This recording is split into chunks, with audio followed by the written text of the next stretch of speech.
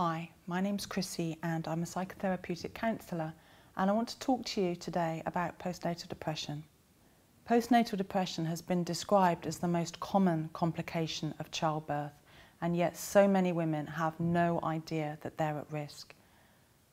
For this reason, I believe that every woman should approach each and every pregnancy with a well-stocked emotional toolkit. Now, what do I mean by that? And in packing that toolkit, what should you include?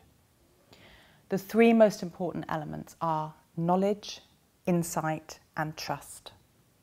So knowledge, what is postnatal depression and who can you turn to for help and support? Postnatal depression is not the same as the baby blues.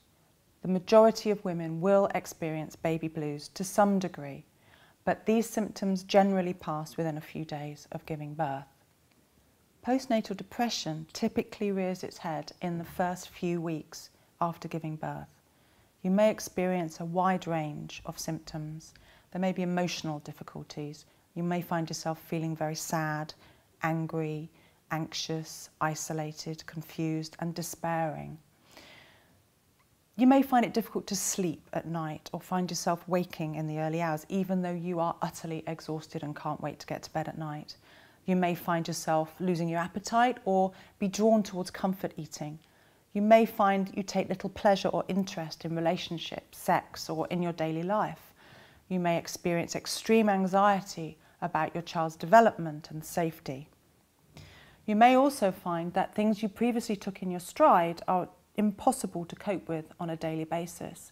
You might find that it's difficult for you to care for yourself and your baby. Now, I know this sounds really scary, but just because you have postnatal depression does not mean that you are bound to experience all of these symptoms. Severity will vary from person to person and over time, and postnatal depression can be mild, moderate, or severe. Women with the right support in place who have mild to moderate PND can often cope pretty well with their daily life. If something I've said rings a bell with you and you suspect you might have postnatal depression, please seek help. If you think you're fine and you're coping and someone close to you is worried, again, please seek help.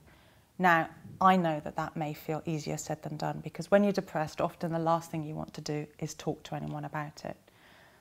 But I promise you that health professionals, GPs, midwives, health visitors and counsellors like myself, they really have heard it all before. They won't be shocked, they won't judge you, they won't think badly of you, but they will sincerely want to help, and they can help you to access the support and the treatment that you need. Now, if that seems too much, if sitting face to face with a health professional just seems impossible for you at the moment, why not try beginning by opening up to a family member or friend, or call me or one of my colleagues at Grapevine. Another really important ingredient for your toolkit is insight, by which I mean an awareness of your own personal risk factor. Research has shown that some women are more likely to suffer from postnatal depression than others. Contributory factors may include a personal or close family history of depression or mental health difficulties. There may be a personal experience of miscarriage, termination, or loss of a child. You may have experienced childhood neglect or abuse, domestic violence. You may have low self-esteem issues. You may be lacking in emotional support. There's lots and lots of different reasons why you might be more likely to get postnatal depression, but please remember that just because one or more of these factors are present in your life, it doesn't automatically mean you will get PND.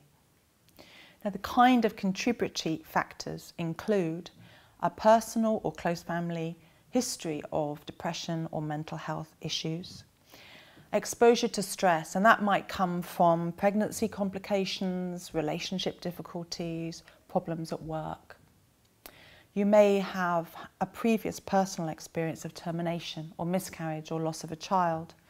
You may have low self-esteem issues or lack emotional support. You may have childhood issues coming up for you around abuse or neglect.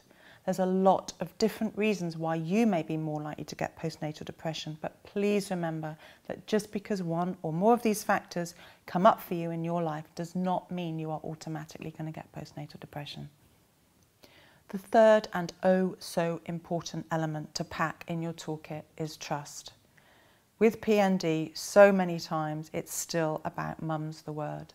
I believe that all women approaching every single pregnancy should have at least one person in their life that they can talk openly and honestly with and let them know what they're really feeling. So if you feel that you need to talk to somebody, please reach out today, pack that toolkit and find someone that you can trust.